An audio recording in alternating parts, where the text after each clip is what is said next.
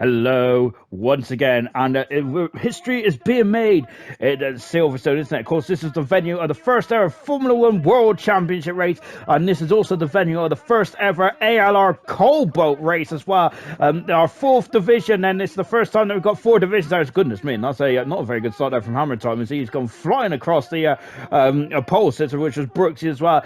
Ayrton is alongside me here. Of course, he is the head honcho of Cobalt, and Ayrton, then, as we go into this, into the unknown, then, what was you thinking then going into this first race? All these drivers were almost brand new, apart from Gunnar, who'll be racing for the he's the first driver to ever race in all four leagues of ALR, and Bogey Volcano is also returning as well. But what was you thinking going into this first race of Cobalt? I just kind of wanted to see everyone's pace, see like where people were at. Obviously, a lot of them are new. So yeah, I just kind of wanted to see what people are like in the race, and I think we got quite a good glimpse. Like we saw a couple people who shined over the whole season have a good race, like Brooksy and Joseph Morados, and yeah, it's just kind of like a good gauge to see where people were going to be for the rest of the season. Obviously, we had a couple people like joining league. Obviously, you will in the new season as well. So yeah, you see some familiar faces, but yeah, I just enjoyed seeing them for the first time, and I was looking forward to see them progress throughout the season.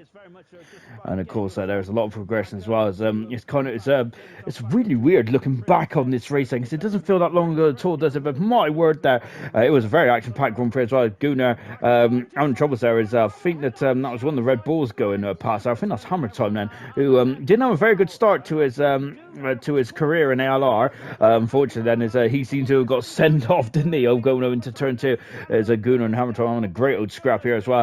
And you can see also got Kaz as well driving the Ferrari. Bulky very much underneath the rear wing as well. We got a couple of returnees as well. Righty has raced in ALR before. We also had of course, oh gosh, there as Folksy having an almighty shunt. Now, I think Folksy also raced in ALR before as well, but my goodness me, it was a big shunt going into Stowe as well. I don't think that was a safety car, believe it or not, as we got Iron Knight taking the lead of the British Grand Prix on the outside of Joseph. Good some indeed there, as Brooksy's dropping down the orders. We're going down the hangar straight once again. As we was watching this race, Ayrton, you was very much keeping your eye on what was occurring and all that kind of stuff. But what was you thinking then at the halfway stage of the British Grand Prix? Then we had a couple of drivers retire from this event then, but overall I thought it's been a very good success. Yeah, a lot of people. There's quite a good few overtakes, especially being the first race as well. I think people kind of wanted to like sort of make a name for themselves, obviously being a brand new league, and a lot of them might not have raced against each other before. But obviously you had quite a lot of retirements, but especially in not giving them any discredit here, but fourth tier league. Some of them pushed a bit too much, some of them might not have as much experience as others. So especially around a difficult circuit like Silverstone, it can be difficult, as we see like Brooksy win there. But yeah, so we said we've got Brooksy's Starbus there, and yeah, so it was good to see sort of like how this was going to progress. I was hoping that they would just get more used to it, especially the lower half of the table into the next rounds. And but yeah, we've definitely had some good overtaking to start the first race. We did indeed, and Brooksy absolutely dominated that, didn't he? 12 seconds in front of Starbus in second position. Jim Strav in third position as well. I've got to say, Jim Strav then didn't look very good in qualifying, but race trim, he was fantastic, wasn't he? And looking down the order as well, Joseph had a very good debut as well, along with Scuba Stew, of course. I think that he's related to Liam D, if I'm not Liam D, sorry, he's related to Liam, as well, if I'm not very much mistaken, as they're just dropping down the order as well. And of course, there was a couple of DNFs in that opening race then, but of course, as you mentioned, they're a fourth tier league. We was expect, of course, I think that it was very impressive then. Brooksy then very much then his first Grand Prix win of his career and the first ever winner of Cobalt in ALR. Fantastic stuff indeed. Williams had a good start to the season as well. They're leading the constructors, but only by 2 points from AlphaTauri in second. Racing Point in third, then with Renault in fourth position then. As we go on to round two in Hungary, and I got to say, tonight, bang on about this race this literally every time I commentate on a Cobalt race, but I think this race was absolutely spectacular. Irvine making his first start in ALR Cobalt as well, and of course Irvine is was basically well, as you see as this review goes on, and he becomes very much a star feature, doesn't he, in ALR Cobalt. Some great battling up and down the field as well. Look at this video now, and goodness gracious me, that was an almighty shunt there. I think that was with Codfish and Benson there, as unfortunately this was their one and only start in Cobalt there. ZGS then also spinning around as well. ZGS was a very unlucky oh goodness me, is Jim Schaffer getting a bit jiggy there. I wonder what, I think he was listening to Venga Boys at that time, wasn't he? But ZGS, one of a very unlucky drivers to open this race. But I think that Hungary as well then, Ayrton, it's a very technical, twisty circuit, and completely different to Silverstone, isn't it? Silverstone is very much wide open, isn't it? As Gaz there, unfortunately, is retarded at turn 4. A very different proposition for the drivers. Yeah, definitely. I think it's definitely one of the most difficult circuits to master. And as well, as we'll see later on in the race, some weather conditions can make it even more difficult. And it's definitely one of the races I look back on, and there's actually a bit sort of like there's quite a lot of commendable driving in terms of people sticking in it, because you know, people had like bad races, and like there's obviously a lot of like DNFs and things like this, but people stuck it out, and especially into the later race. And in those wet conditions, there was some absolutely unbelievable driving. Yeah, obviously we see maybe a couple of people not used to the track, maybe, or yeah. So now we see the wet conditions, and to be honest, this is one of the best drives I've ever seen from. I think it was UMAD.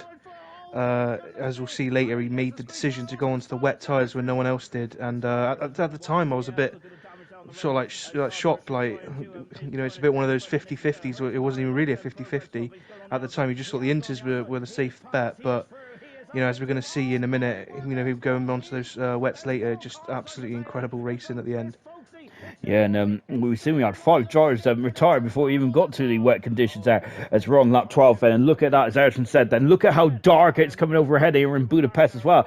Up until 2006, the Hungarian Grand Prix was never affected by a wet race, and all of a sudden we've had we've had 3 in the past 10 years or so. Goodness gracious me.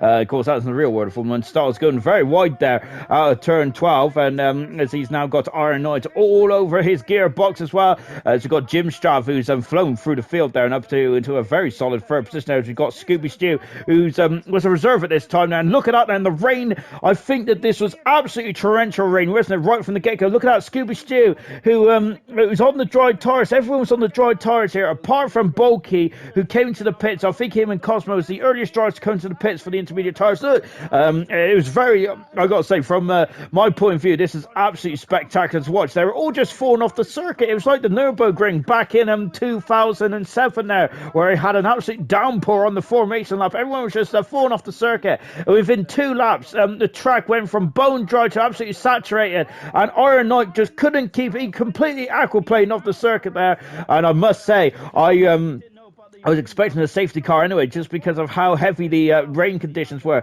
UMAD broke on in the pits then, and I think this is what Ayrton mentioned, and this was the magical moment there where UMAD bro came into the pits, and with just 10 laps to go, he went onto the wet weather tyres, and Ayrton was very suspect about that, and so was I, really, because you would think the intermediate tyres is a magical tyre. They can they do exactly what they say on the tin, really. They can go from a completely soaked track to a completely dry track, and still work quite decent enough then. But in this race, look at how difficult it is then. Off the racing line, it is absolutely. Look at that, you need a canoe, don't you, going around here? That's ridiculous, isn't it? Incredible stuff indeed. Jim Straff was controlling this race for over half, was absolutely in firm control well over past the halfway stage. He was just like walking away from Irvine, and Joseph in second and third position. And we'll talk more about the Racing Point team later on in the review, because I think that they're one of the best teams that we've seen in ALR. And look at this, and as UMAD bro going very much up and under. Ayrton, how difficult is it there to overtake in these wet weather conditions then, and getting off of the drier line then, off the racing line? Is it difficult to slow the car down when you're on top of the water? Yeah, you start to aquaplane, and it just shows the difference in pace the wet tyres has, and kind of shows that how good of a driver UMAD is, because you know he's definitely deserved that championship this season, and like decisions like this have helped him win that race, because Irvine was already in P2, and if he had like a couple like bad results like he was having, like looking at the back of the grid there, and made these decisions to help go above him, it's pushed him on as he overtakes him right now, to win the championship. And I feel like a couple people behind just tried to follow suit and copy him, but I think he did it at the perfect time and had the pace to make it work. As you can see, just having that much more grip round here, and unfortunately, he didn't manage to get the win because of a penalty. I was like just so gutted at the time, because he deserved it for the win. Like, he just picked up the penalty there. Look, Yeah. so Jim Strav ended up winning. But it's just an incredible race. As I think he gets him 1 lap to go, but that penalty ends up costing him. But also Jim Strav had a brilliant race, not getting any penalties out of anyone, and ended up winning the race. But yeah, just that insight that UMAD had to go on those wet tyres when no one else was daring to, and made it work. So that's the reason why he's champion. It is indeed, and I think that I think out of all 4 leagues, this is quite a big statement for me. But out of all 4 leagues, this was probably one race that definitely lived in my memory for well, since I commentated on it, because that was absolutely incredible. I think that's the moment of the season for me, was UMAD throwing on the wet tires. Then, because I wouldn't even have contemplated it. Yes, the work conditions was quite appalling, but my goodness me, how he had the mindset there to throw on the wet tires. Jim Strav did a great race, by the way. He came from 20th to first there. That was a mad race, to say the least. UMAD Bro in second in the end, with Irvine in third and Joseph in fourth position. And their consistency, that team is fantastic. Starburst had a great start to his career in ALR Cobalt, very much scoring in every single race at this point. And with Scooby Stew also getting some points, while Cosmo, the final driver then to score points as well. ZGS are very unlucky. Of course, he's very quick in qualifying, but unfortunately had a couple of issues in the race trim as well. Silent Shifter now, a former driver as well, wasn't he? There, he was a super sub, wasn't he, for Cobalt. Then before he was promoted into bronze and for a full-time seat as well. We had a lot of DNFs, but all those DNFs was before the rain came, believe it or not. Jim Strav takes a very healthy lead in Cobalt at the moment, with Starburst in second on 28 points. 25 for Brooks. He had to miss that race, didn't he? Unfortunately, he's had a couple of technical gremlins, didn't he? As you can see, we've got a couple of drivers then who haven't got off the mark just yet, but that is, of course, only round 2 of Cobalt. In the constructors, then Williams got a 7-point lead at the moment of Racing Point as well. Renault are in third position, and I can't say it's very much jumping up and down. It's too early in the season there to really pick and choose who is doing what. Then, well, we go into the Russian Grand Prix. This is a very odd race then. AlphaTauri had an absolutely barnstormer for qualifying, but the race there was issues for Brooksy then. He disconnected, I think, and was in a completely different race, unfortunately. Jinner unfortunately came to blows with his teammate there, which I've got to say, that's probably the cardinal sin of Formula 1, is coming into blows your teammate there as you go through the signature turn 3. Actually, have you ever come into blows your teammate before? I might have, I think maybe, but I'm not sure. But this race is maybe had one of the best battles of the season for me, between UMAD, I think it was Irvine and Joseph there. So I think we'll see that at the end of the race. But yeah, it was just like some of the best racing I've seen in Cobalt all season. It was kind of like it was one of the best races in Cobalt, actually, from memory. It was one of the cleanest, and I keep on stressing to them all season, is just you need to, like, I want them to improve as much as possible, and all to improve as drivers. It's kind of like the main reason. But my main objective in Cobalt is to get the drivers to clean up, like have better races, and like gain pace and more confidence and things like that. So I think we definitely have seen that for a lot of drivers over the season, and we think we've definitely got some like gems of drivers that we found. And I feel like, unfortunately, Brooks, he had a very unfortunate race, as he has a couple times this season. Otherwise, he would have been definitely up there for promotion spots, if not even the championship. So he's definitely favourite for the championship next season, actually. But I think as we get near the end of the race in a minute, it should see that brilliant battle at the end. And we'll come back to Ayrton then when that battle is on the screen as well. Yeah, I think that this race we're going to look to, I would say that this is probably the race that cost Brooksy potentially his promotion spot as well, because it was very close in Abu Dhabi towards the end, wasn't it? But unfortunately, it was just so close yet so far. Great battle here up in turn 3. Incredible stuff indeed then. As look at all these cars out all over the show at the moment, and then very impressive stuff indeed then. Only one retirement so far. Technically 2, as Brooksy's in a different time zone at the moment. Jinner then, if we see him then on the opening 10 laps and having an absolute nightmare of a start here in Russia when he started second on the grid, and unfortunately Jinner just seems to be at the wrong place at the wrong time. He also had a couple of issues later on in the season as well, where he just got was just a bit unlucky then. Starburst on the outside then, of course, he won. I think that didn't Starburst win a Grand Prix? Oh, no, I think it was Joseph that won a Grand Prix in the Italian Grand Prix, but Starburst retired from that Italian Grand Prix. But up until that point there, he really scored some major points there. Just watching Picasso and many things as well. Picasso openly said at the beginning of the season that he had not raced many league races, and this is the first his first Cobalt League race. It's the first race he raced in a league, if I'm saying that right, since September the year before then, so that was incredible. That's quite a couple of months between that, so very good stuff indeed then, as Jinner unfortunately there is just pointing the wrong way there. Just a nightmare race then. Ayrton, when you're having bad races, when you're on a bad race, how difficult is it to keep your mindset on the straight and narrow and just trying to get your head down? How difficult is it to shake off all the bad luck? Yeah, unfortunately, I've had a few of those races this season, and there's always safety cars or a chance of safety car late in the race. You just got to keep at it, and you never know what can really happen. You got to use it as an experience for different tracks, especially if you're like for maybe drivers in Cobalt who aren't experienced.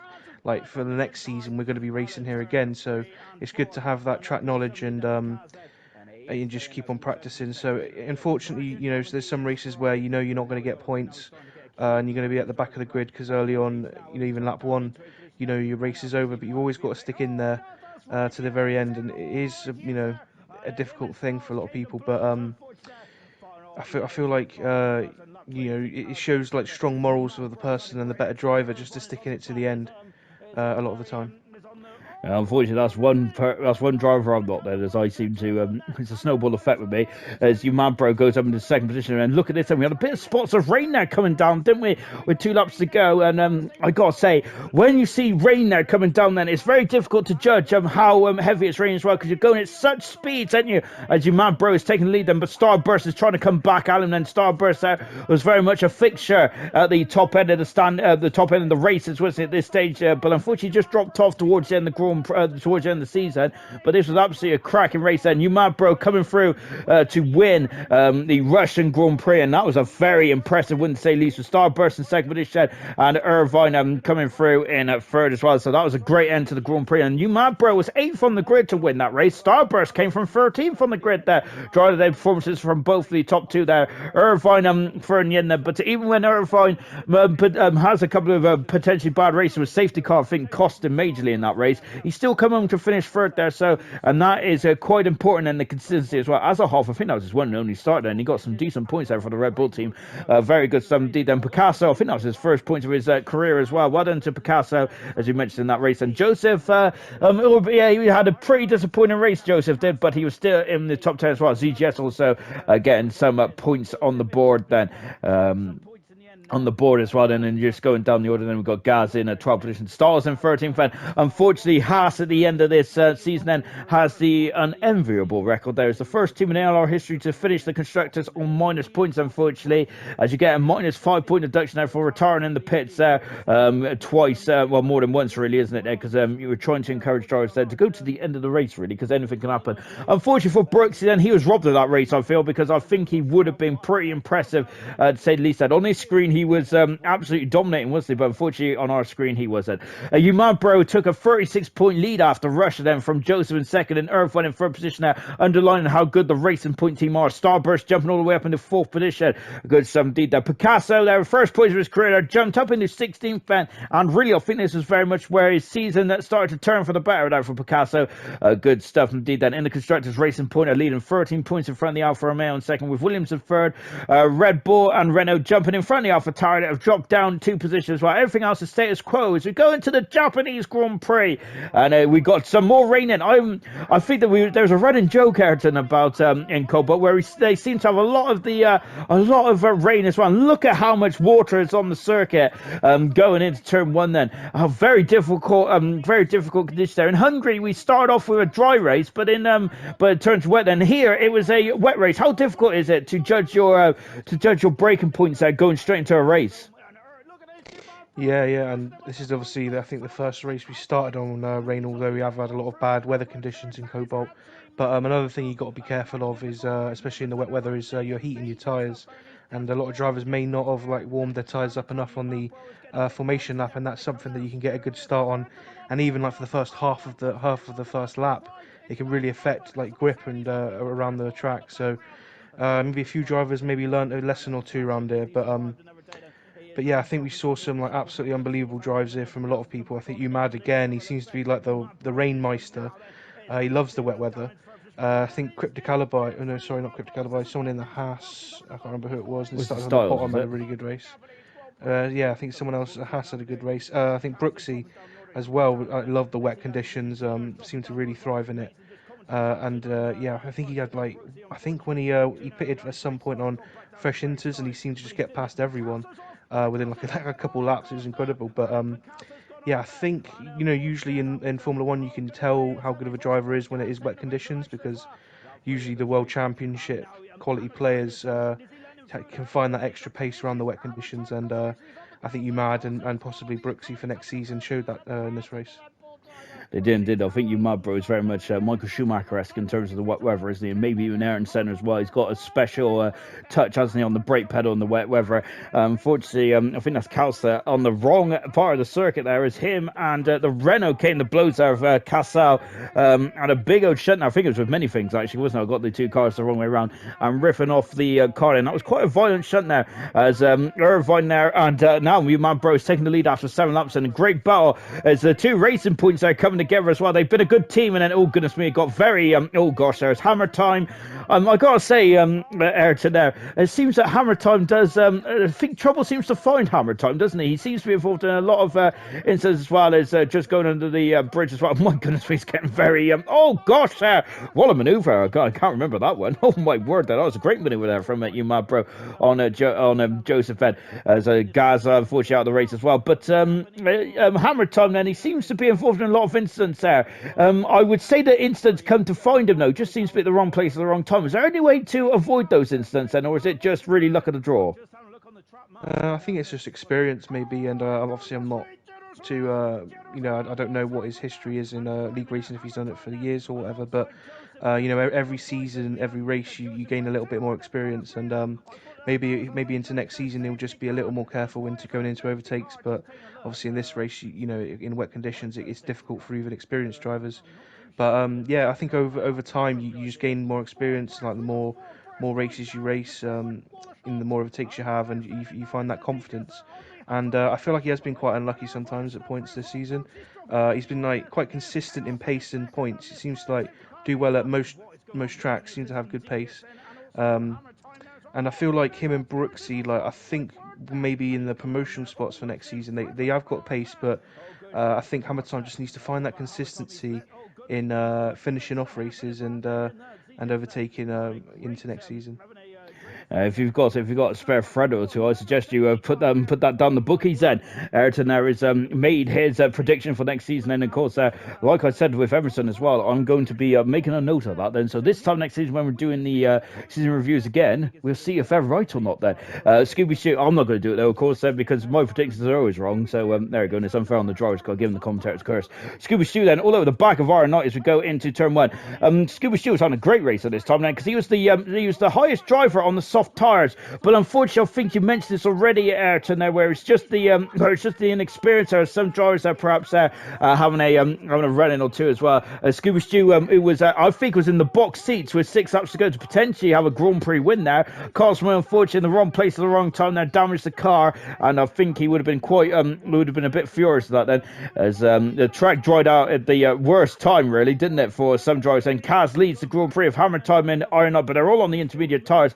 Do Dukanko, who is in a fourth position there, as I seem to always butcher his name now. It's Kaz there, coming a cropper there of Hammer Time as well. And Iron Knight is now in the second position. But Dukanko in the fourth position, and as we go into Spoon as well. When with the race so close to the end, then the safety cars come out and the track starts drying up. My goodness me, Picasso and ZGS are very much very robust in this defender go down to turn one. Oh gosh, he's in the wall now. Unfortunately for Picasso there, and ending this race, unfortunately, unceremoniously, is that Dukanko going into the final turn, and I think that I think that this might have been, I think it would have been his first Grand Prix win there, but Irvine there had no penalties at all. Only 2 drivers had penalties in the race, and that's pretty impressive, isn't it?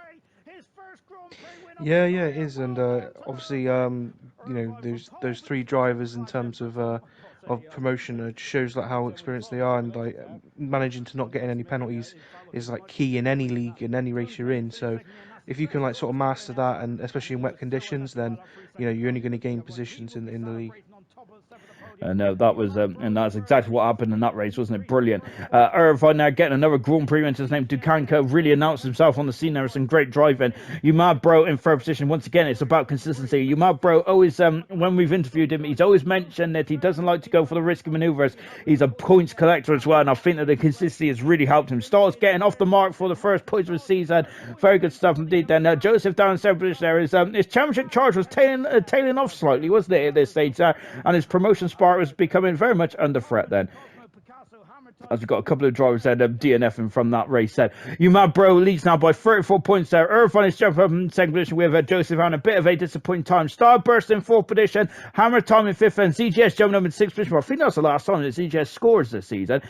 Stars his first point of his career there. He moves up into 17th position there. Liam already off the mark as well, but unfortunately Gaz and Folksy hasn't scored a point just yet. In the Constructors' Championship, Race and Point are leading in front of the Alfa Romeo second, and Alpha Tari jumping up in fourth position, and then the home ground of the Honda power plant as well. The Honda power unit as well.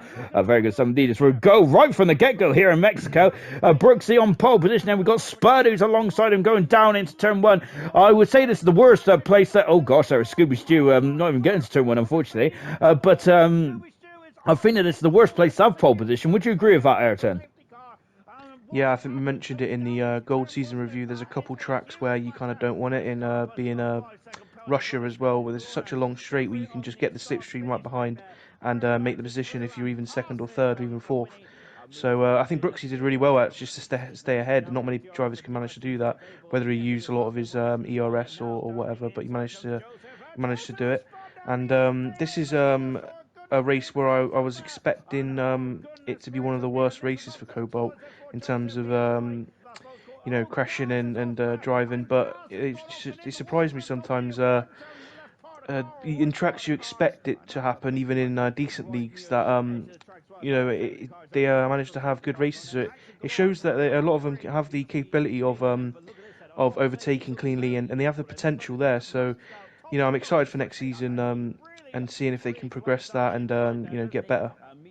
Indeed, and of course, with all these drivers, it's a bit like Bronze, really, wasn't it? Where they were just trying to get to know each other, really, wasn't it? And just making sure that they know where the limit is there, and not to step over that limit too much. And Brooksy, the first driver coming into the pit, said with with Spud taking the lead of the Grand Prix, and that's the first time he took the lead of an ALR race, and the first time in his history as well. Hammer Time absolutely flying in this race at the moment now, as we've got Liam D, unfortunately, out of the race. He parked right in the middle of the circuit, unfortunately, because of that brought out the safety car as well. Of course, it's a old track that's returned to Formula 1 now, because I think the last race in here before in '92 before returning to Formula 1 in 2015. Of course, completely different to the race that we had in '92, wasn't it? And there are some similarities, of course. And so, maybe I've just contradicted myself then, but there we go. Brooksy up into second position now, as Spud there is not giving up though. That was great racecraft, wasn't it, between Brooksy and Spud there going into turn 1, 2, and 3. Yeah, I think the top three, as you see now, have a really good race to the end now, and Brooksy and Spud just battling seemed like the whole race, and a lot of them both, as you say, have good racecraft, and Spud coming in as a reserve just showed how good he is, and I'm kind of excited to see more of him in maybe Bronze or Cobalt next season, putting on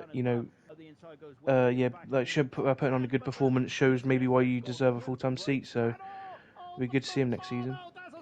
And at the moment, then we've got hammer time on the soft tires, medium tires for Brooksy and Spud as well. This race, I think, Ayrton, the reason why you enjoyed this race so much, because I think it was about strategy at the end, wasn't it? Which is very unusual to see in Cobalt this season, wasn't it? Because sometimes it was about trying to stay out of trouble as best you can, but in this race, so it was definitely very much about strategy. So it was a completely different race to before. And when I was watching it, I was absolutely confused, really, which is standard stuff, really. But I wasn't sure who was in the better strategy, who wasn't. Hammer time is just coming to the pits on this lap, on lap 22 out of 36, whilst the drivers in front of Brooks and Spud was on 11 laps, on 11 lap old medium tyres. Then at this stage, then just over 3/4 distance. And who do you think was in the box seats then to win this Grand Prix? Do you think that Brooks and Spud was on the money, or was it Hammer time coming back through the field?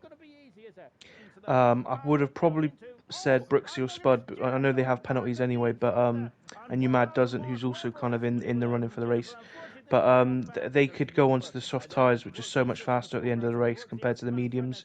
And obviously, as you see, probably Hammer Time's going to go to the end on these mediums. So I predicted I think Brooksy looked like really quick around here. So did Spud, but I think Spud picked up a lot more penalties compared to the rest of the drivers around him. So I think he ends up just missing out on a podium.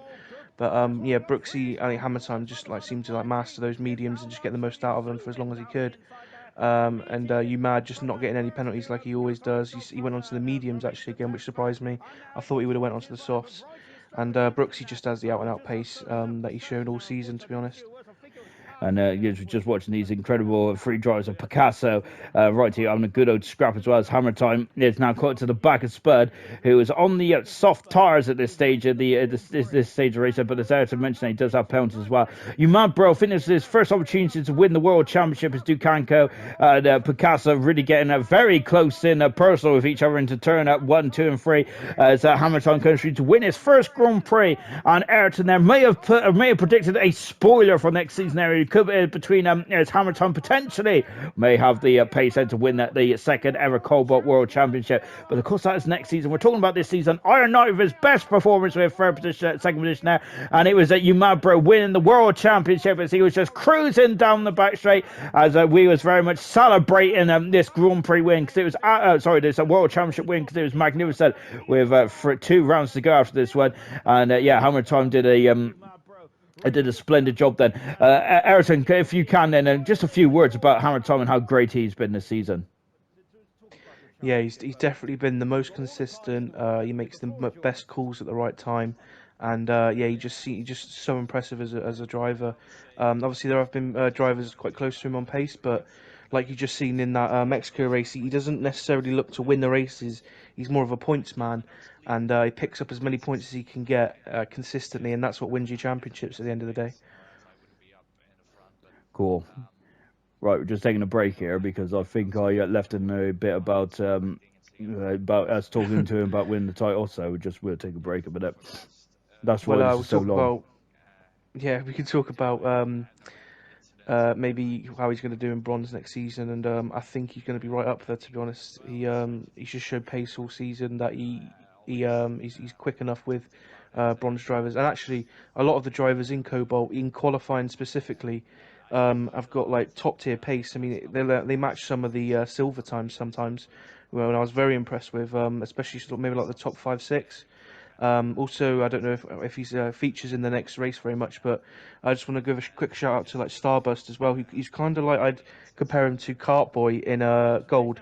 Seems like a bit of a ghost. You don't really notice him in the race, but he just consistently picks up good points. He does indeed, doesn't he? Starburst. I think the Starburst was unlucky because I think there's a couple of races where I think Italy for one was he was very much on course for maybe a podium, but unfortunately that Ascari chicane caught him out. And Hammer Time there was absolutely loving it, wasn't it? There is of course him and UMAD bro. We was interviewing him after the race there. They was very happy indeed. Hammer Time with his first Grand Prix win, and UMAD bro in third position as well. Iron Knight there, good shout out to him as well. If he can get his consistency in there, Iron Knight is going to be up there as well. There's no shortage of suitors for the Cobalt World Championship next season there, and I'm really looking forward to that. And I got to say, Ayrton's already predicted like 3-4 people that could go for the championship, and that's just for the championship. What about the promotion spots as well? There is still 2 other spots then that can be going into bronze for next season, and there it is. And your man is a world champion then of Cobalt. Fantastic stuff. The first ever champion. Joseph and Irvine having a great old ding dong for second and third position there. So they keep jumping up and down then. Hammer Time Moon up in the fourth. He had an outside chance of promotion then, but of course he needed the Dynamos to fall in the right place there. Picasso on a very good, he's on a mini scoring streak, isn't he? He's now up in the 14th position as well. Racing Point have hit the magical 200 mark, which is really impressive. Racing Point. Same with Alfa Romeo as well. The top 2 teams are out in a league of their own then. As we go on to the Brazilian Grand Prix. So we're just on board with Irvine now as we're about to get going then. As Gino had a drive-through penalty then for a jump start. But I've got to say that was quite smart of Gino though, because I think he went and he just decided to carry on with that, which is very unorthodox. I think a certain Welsh Maranada did that in Abu Dhabi, but less said about that the better. Of course, we do make jokes about that one. Real John had a fantastic start though. I think this is his first or second start in Cobalt, and goodness me there, he really asserted his authority going down to Lake Descent. And we got a Iron Knight who had a great drive in Mexico. Unfortunately, this one was not too great then to start off with. And Brooksy in a 4th position. We got Calsa and Hammer Time also battling away. We're here in Brazil, Ayrton. You have a very fond memories of Brazil.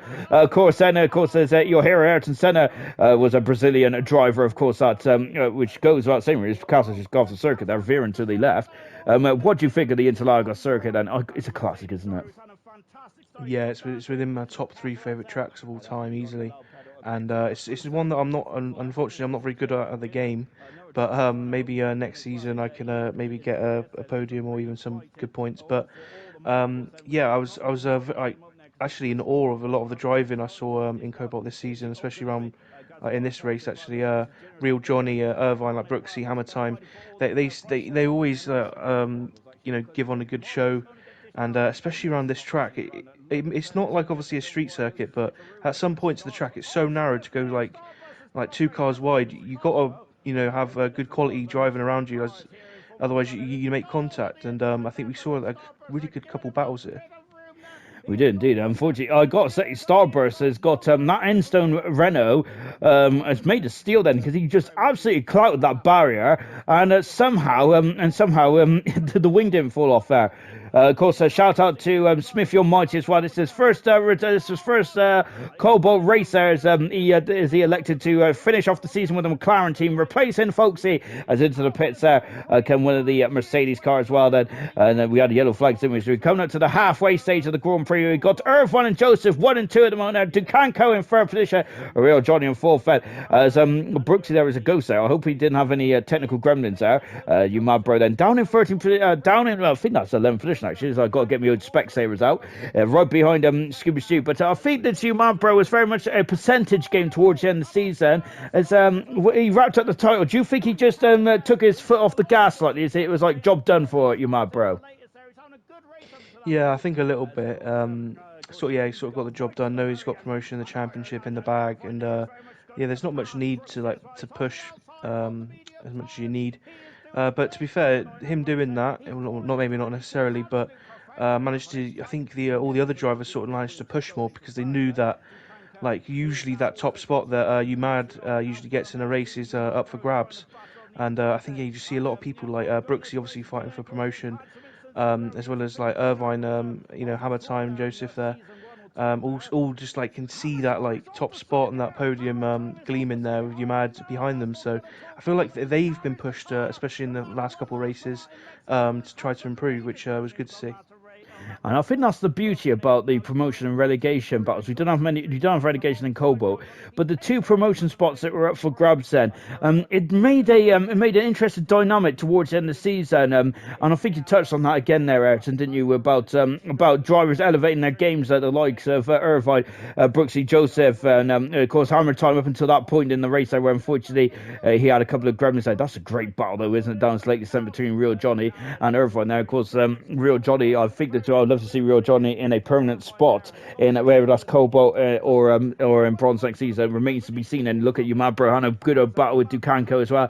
Dukanko, of course, I think we was talking about Dukanko's season. I think that he had a couple of very good races, didn't he? I think he had 2 podiums in the end. Dukanko did, and I think that he's going to be a major player for next season. I think that he surely be aiming for his first Grand Prix win in 2021. Then Gino, then, who is very much on the back foot at the moment, isn't he? It's him and Hammer Time really getting very cozy there, going down into the centre. That's good stuff indeed. Then, because Hammer Time on the medium tires, and he's out of sync then after that damage. Then going into, I think it's like the pine tree. I think it was. There's a lovely helicam shot here as he goes down the inside.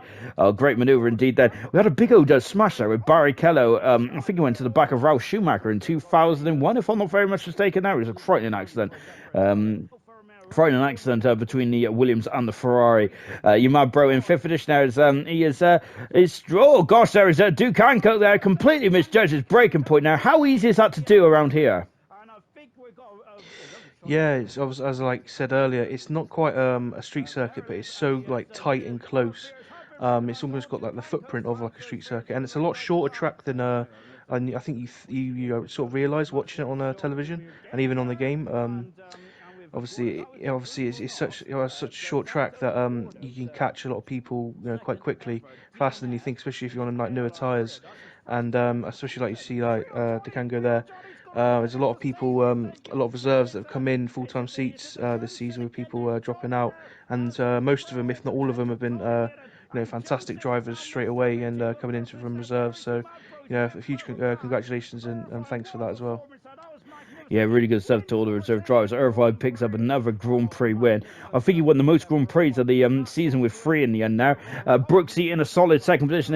The promotion spot was outside chance there with Joseph getting into third as well. Joseph was consistent, isn't he? That's the name of the game in Cobalt, isn't it? It's about consistency and making the littlest mistakes possible is what will win you promotion and the World Championship and the Constructors as well.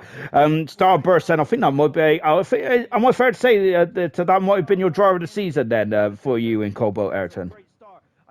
Who's that, Starburst? Yes. Yeah, I'd say UMAD or Irvine is probably my driver of the season just because how fast and quick they were. But Starburst definitely deserves a shout out in terms of how consistent he was in picking up points and sort of staying out of other people's way. I'd say he definitely deserves some plaudits for that. Yeah, and indeed it did. I think he was in the points more often than not as well. And you can see that from the championship there, 78 points there is not a very bad return at all, is that? Hammer Time dropping down 5th and Brooksy into 4th position now. Very close said, but I got to say he needed a miracle in Abu Dhabi. Picasso up into 12th position, and I've got to say a very strong second half of the season there. Smithy on White getting his first points of his career. Gaz, unfortunately, is also the first driver in ALR history to finish on minus points as well.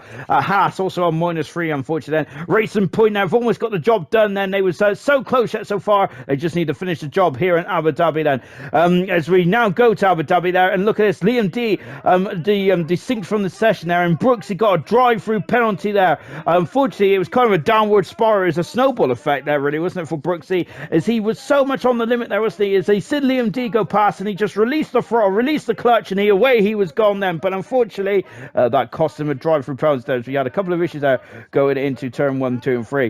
Ayrton, then as we're into the final, oh goodness me, there was Iron Knight on a couple of issues as well. Going into the final race then as well. Then just sum up your feelings then on Cobalt, of course. And this is I think you've done an absolutely fantastic job as the admin of Cobalt there, of course. There it's the admin is being an admin is sounds quite easy there.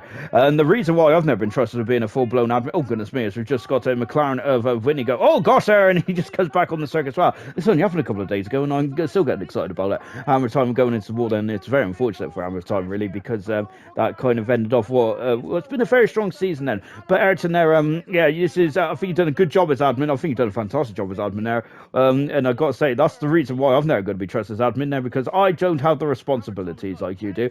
But sum up your Cobalt experience then, and how you feel the season has gone from your point of view. Yeah, well, thank you again, and it's sort of the first time me ever sort of being an admin or in charge of anything really. So I feel like personally I've picked up some good skills in terms of managing people, which I think I'm happy I've sort of learned from that, and hopefully I can be a better one for next season. But obviously, a lot of drivers said how good of a job that all of the ALR admins do, and how good of a team we are, and how good ALR is in whole. So that was great to hear after the last race. But yeah, I was there's a couple races where I really uh, expected more of a lot of the drivers. If I'm going to be honest. But you have to remember that a lot of them may not have experience and need to improve. So I'm glad a lot of them have just stuck with it and got better over the season. And hopefully next season we just see them, keep on improving. And I'm glad to see the top three move on into bronze and just see them progress. And the ones that just managed to not make it into like Brooksy and Hammer Time and so on, hopefully they can improve on the next game and maybe push for promotion as well. Thank you very much for summing that up, out some brilliant stuff indeed, and thank you for joining me in the commentary box for one more time this season as well. Lovely stuff indeed. Then, as we're on at lap 14, then, and yes, sir. So it's I think that it's very different league racing is too. As goodness me, there's a bit of different. They're flying into the face there of Brooksy. Goodness gracious me, there's getting a bit cozy there down there in turn 7. But it's very different to race on a league racing than it is to race on like career or stuff like that. It's a completely different discipline, isn't it? You've got to concentrate right from the get-go. Lovely on-board footage, by the way. There, we haven't really spoke about the on-boards on this game, but I love them. They're brilliant as well. And of course, oh goodness me, then that's a bit too tight there as well. Joseph and Brooksy there, of course, challenging for promotion for bronze, and they're getting a bit too close there for comfort. And look at this, and then there's some great battles down the back straight here in Abu Dhabi. Picasso there just a bit too far back, but yeah, it's very different discipline, isn't it, in that league racing? And we're going down to chicane as well. So day turns into night, and of course also, oh goodness me, it's Jinner. I've got to say, I think Jinner's probably one of the most unluckiest drivers on the Cobalt field. Then, and I think that Jinner is going to be one driver that will certainly be one of those big improvers. I think for next season. Well, he's got the pace. Can he just keep it going for a full race distance? Then, of course, around the globe as well. We do not know about the calendar for next season, but what we do know is it'll be the most races in Cobalt history for next season, when we'll have hopefully a 23 race calendar. But we're in a very unusual part of our. Oh, it's a McLaren has gone off. 2 McLarens have gone off in exactly the same point now. Zach Brown is going to be furious at that. There is unfortunately that's a disappointing end for Smith and Whitey and Righty as well. But I got to say, I think Smithy did a good job as of course as replacing focusing for the final 3 races and McLaren. Good stuff. But yeah, I think that Cobalt will have the most races in ALR history next season. We're not sure how many there will be then, but I think the target is at 23. We do not know that because of the unusual situation we find ourselves in, but I'm hoping for 23 racing. I'm kind of hoping for. I've got to say, I'm looking forward to going to Imola, to Portimao, and those 2 races that I can't wait to really sink my teeth into. So just watching a Starburst, then of course he's now in a third position, doing a great job. Starburst is once again is Ducanco having a strong drive as well as we go onto that beautiful tunnel as well. Look at this as Gaz getting a bit squeezed there, as he's in 7th position, but he's against the he's going against the grain a bit here. He hasn't come in the pits. Is that Ferrari? Goodness me. I think that Kaz was in the North Pole at that stage, wasn't he, Ayrton? Yeah, unfortunate for him there. I think he said it was the first time he was on wheel as well, which is a learning experience for him. But yeah, it was just a good end race. I think quite a few retirements. Maybe people pushing a bit too harder than they should. Like Brooksy, obviously was giving it his all to get promoted and beat Joseph. I think he needed a minimum of second actually, so he needed to push everything. And I just feel like he pushed a bit too hard, got unlucky. Maybe a bit too raring to go at the beginning, jump the start. But yeah, I'm excited and I'm happy in how Cobalt has turned out over the season. I'm excited for the next season. Indeed, I'm excited as well, and can't wait to take you along for the journey for Cobalt. It is going to be a cracker, isn't it? As we approach the final lap as well, we're on board Ducanco, and at the moment, then we got a great 3-car battle between Irvine Yumabro and Ducanco as well. And what a way to finish off the season there for this Williams driver. And of course, this is the second podium of his career, and this first. I'm going to let the cat out of the bag, but it's his first Grand Prix win of his career as well.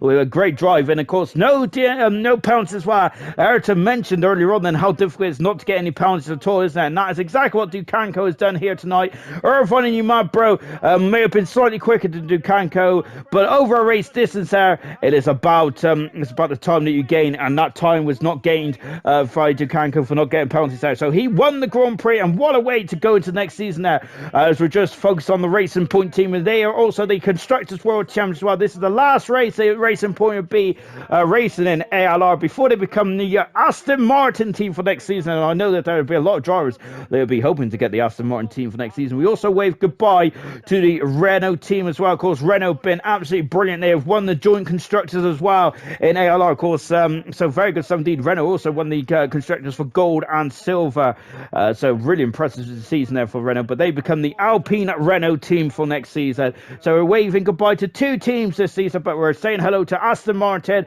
and the Alpine team then for Formula 1 2021 then. Final classification then for Abu Dhabi and for the final race ever in ALR on F1 2020 in official capacity anyway, is that Dukanko won that race then, so he gets the honours and Racing Point third and fourth, and that was enough to clinch the Constructors Championships there. ZGS had a pretty disappointing second half of the season, didn't he? Styles getting his second point score of his career as well, but it wasn't enough to get Haas held out to minus points unfortunately there. Jenna very unlucky towards the end of the season as well. So, and as you can see, we just had a couple of retirements there. Some drivers might have been a bit overzealous there, as it was the last race of the season there. They were just trying their luck potentially. Final classification then, of course, is Umad Bro, Irvine, and Joseph then have been promoted to bronze. I'm looking forward to see what they could do there. Starbursters, a brilliant form then, as a moved over to full position. Brooksy and Hammer time 5th and 6th then, and of course, then, unfortunately, Gaz that didn't score any points at all then, but 19 other drivers did then. Constructor Championship then, Red race a point in their final ever race there with the Constructors World Champions. Coming up next though is the awards then. Enjoy.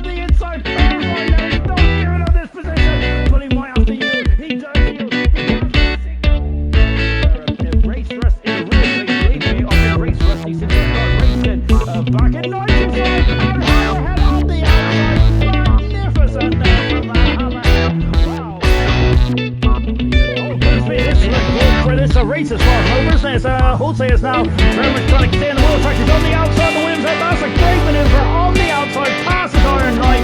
What a maneuver there for